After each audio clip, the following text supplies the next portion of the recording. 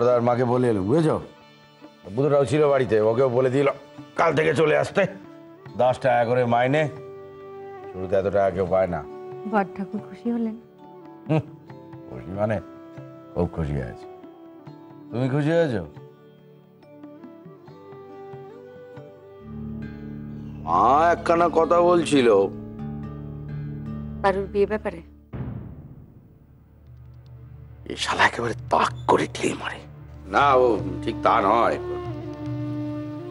তবে মা বলছিল পাত্রটা ভালো, পরিবারটিও ভালো, সেটি লেখাপড়া জানে, আর ওরা ওই লেখাপড়া জানা মেয়েই খুঁজছে।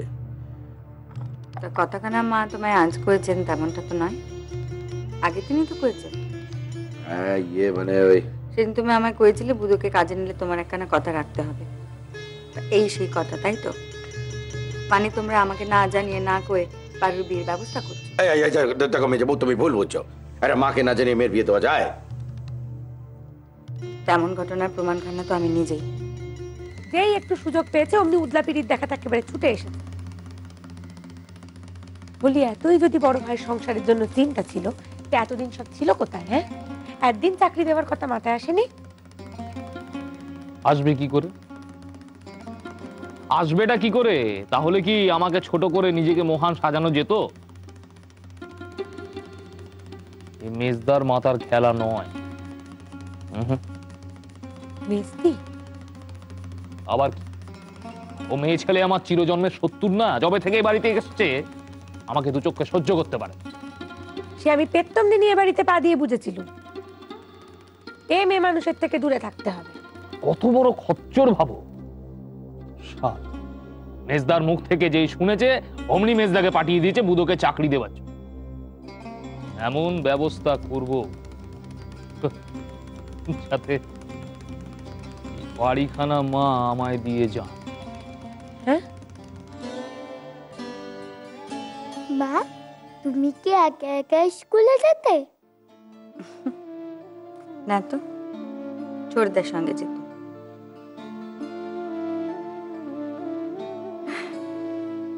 সকালে উঠেই আগে ছাদে চলে যেত পায়রাদের খাওয়াতে। মা ডাকতো, সুবর্ণ।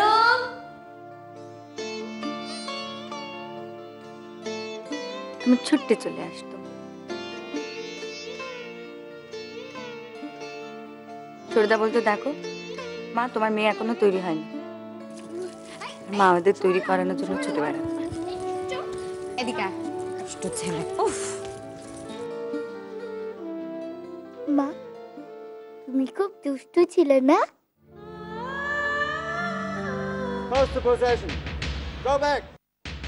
বারবার বলতে লাগলো মিছিলকে ফিরে যেতে, নইলে ওরা গুলি চালাবে।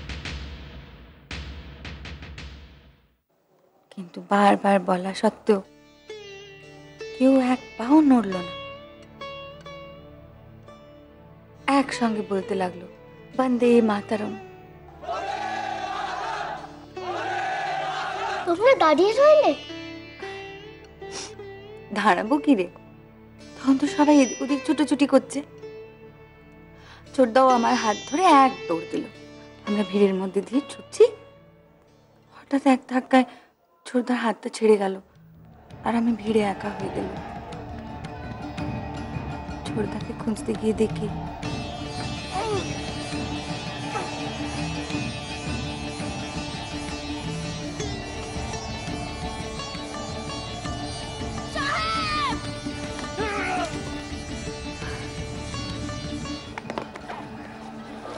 আমাকে দাও, আমি সব দেখেছি। তোমার খুব সাহস। যেদিন তোমার এটা নেবার সময় হবে সেদিন আমি নিজে এসে তোমার হাতে এই পতাকা দিয়ে যাব।